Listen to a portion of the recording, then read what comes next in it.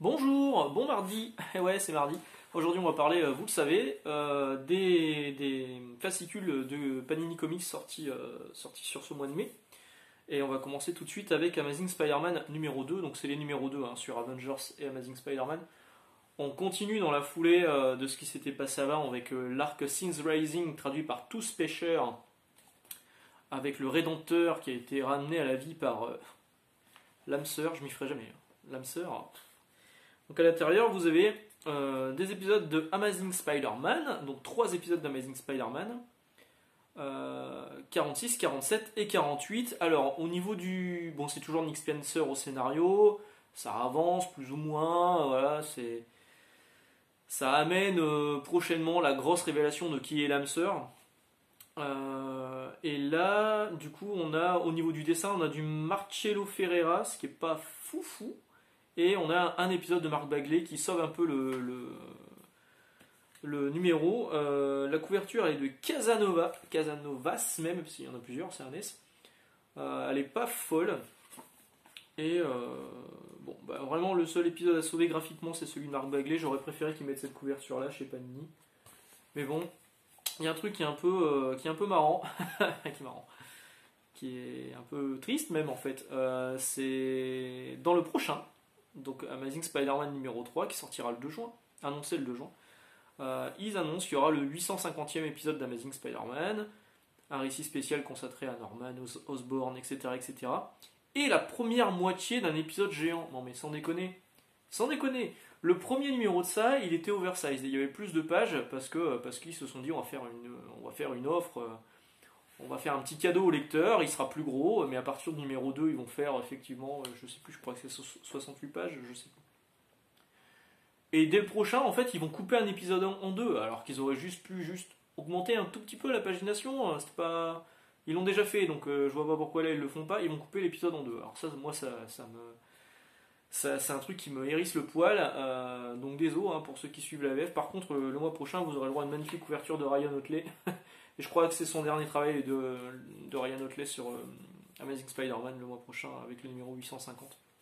Voilà, donc si vous avez aimé le précédent Amazing Spider-Man, alors encore une fois, moi on m'a demandé cette semaine au boulot, parce que oui on a repris le boulot, si on pouvait démarrer Spider-Man avec ça, c'est un peu compliqué. C'est-à-dire que là vous êtes en plein milieu de tout ce qu'a préparé Spencer depuis le début.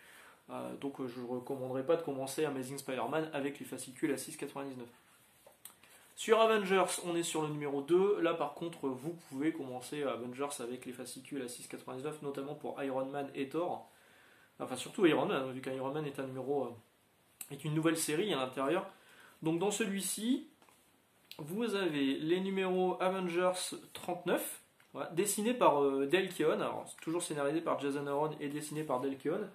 Alors, vous verrez pas l'ombre d'un casque de Iron Man ou d'un bouclier de Captain America là-dedans. Tout se passe dans la préhistoire, avec les Avengers de la préhistoire, et c'est un peu une origin story de la Force Phoenix avec des mutants de l'époque préhistorique. Voilà. Bon, il y a quelques pages qui sont plutôt jolies, notamment la dernière, sans trop spoiler, hop là, de Phoenix, elle est vraiment cool. Et d'autres pages qui sont beaucoup plus fainéantes. Delkion, c'est plus vraiment ce qu'il était, mais quand il se donne la peine, franchement, il fait des planches magnifiques.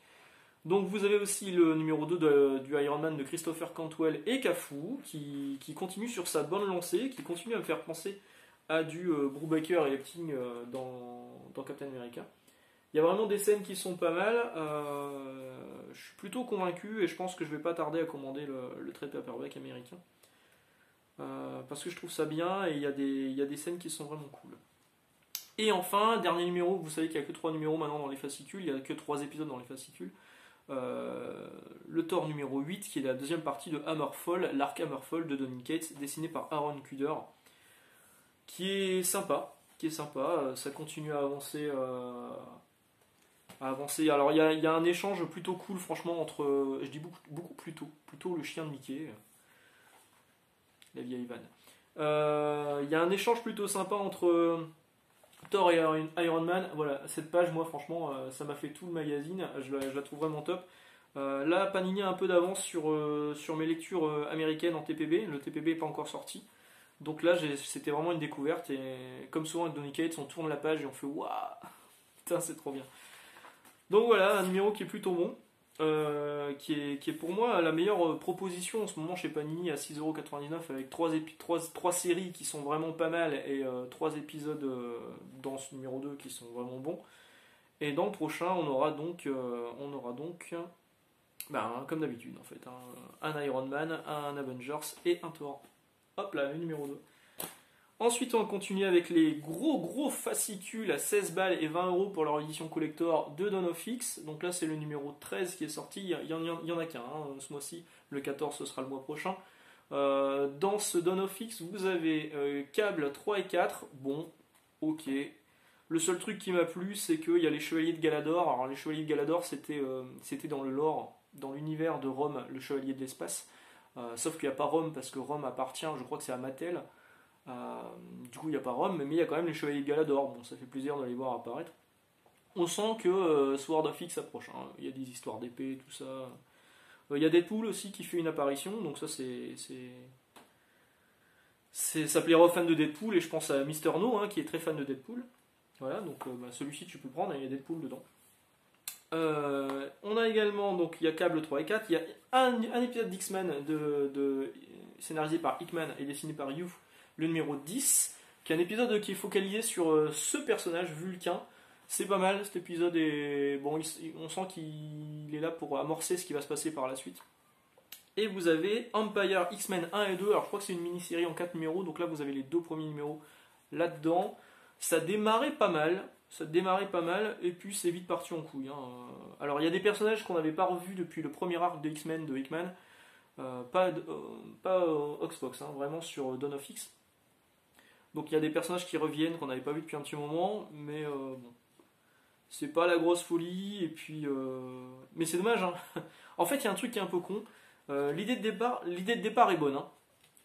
L'idée de départ, c'est ça, c'est Plante versus Zombie. Alors Plante versus Zombie, c'est un jeu vidéo chez Electronic Arts, c'est aussi une série de bande dessinée, machin, tout ça. Et là, c'est Plante alien contre des zombies mutants. Alors oui, il y a des zombies mutants. En fait, tout le monde se rend à Genosha. Les gens qui sont morts sur Genosha sont ressuscités en tant que zombies. Et on dit dès le départ, et on a aussi nos pouvoirs. Sauf que les zombies, là, ils n'utilisent jamais leurs pouvoirs. Il y en a un qui utilise ses pouvoirs, et tous les autres, ils n'utilisent pas leurs pouvoirs. Ce qui est complètement con, parce que sur Genosha, il y avait quand même énormément de mutants avec des pouvoirs plutôt cool, alors enflammés, glace, machin, tout ça. Il y avait beaucoup de choses, autant de pouvoirs qu'il peut y avoir de mutants. Et en fait, c'est juste des zombies lambda, quoi.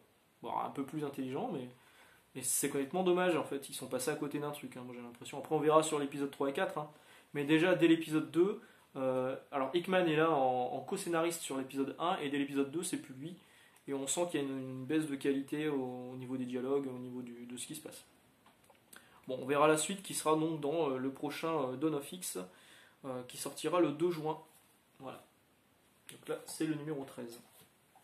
Empire, on est déjà sur le numéro 3 sur 4. C'est bientôt terminé. Vous savez ce que je pense de la série. Moi, j'ai trouvé ça pas mal pour un crossover. À l'intérieur, donc, il y a les épisodes 4 et 5 d'Empire, la série, les ventes en tant que telles.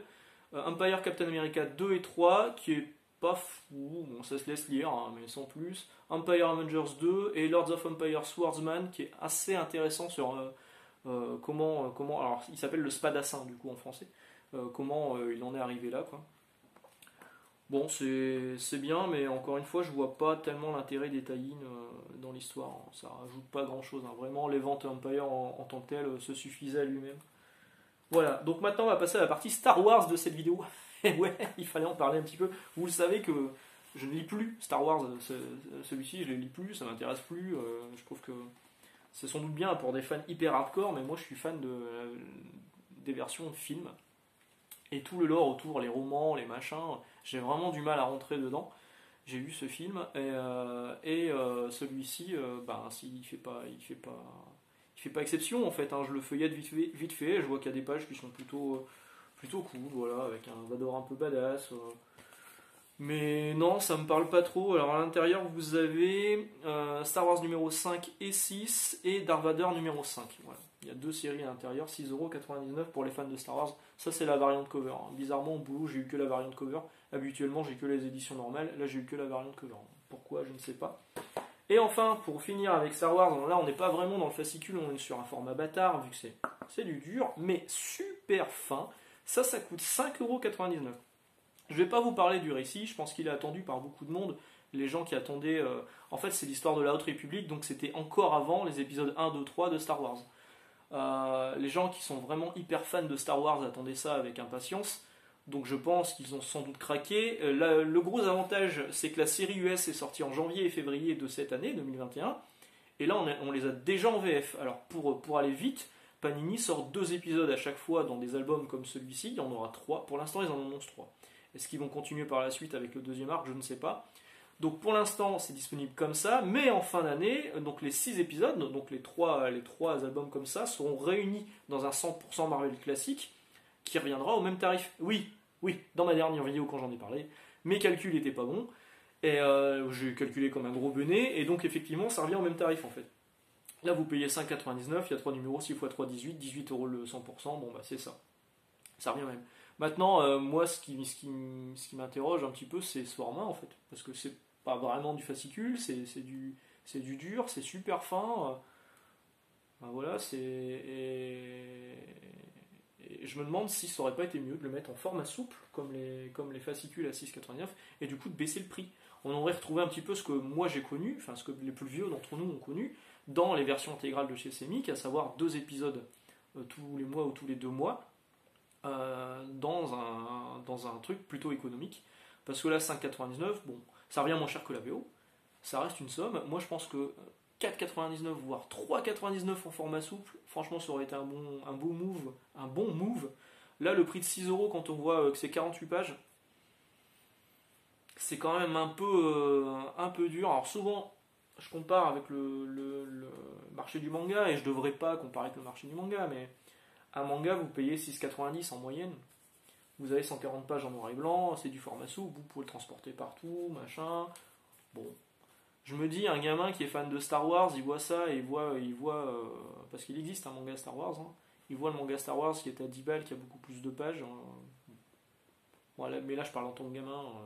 C'est vrai que le fan de Star Wars, lui, il va se jeter sur ça. Et là, on peut féliciter Panini d'être allé assez vite pour le publier en version française. Maintenant, je pense que si vous attendez la fin d'année pour avoir juste le 100%, personne ne va vous jeter la pierre. Hein. Vous n'êtes pas des faux fans comme balance parfois Panini. Peut-être vous aurez très bien juste un volume unique qui prendra la place qu'elle prendra dans votre bibliothèque, mais qui rendra sans doute mieux que 3 trucs hyper fins comme ça, là, à 6 balles.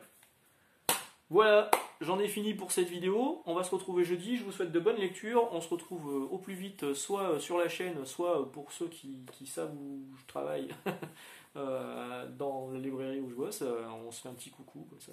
Hello, j'ai un masque. Toi aussi, c'est cool. Et puis je vous embrasse. Bonne journée. Ciao.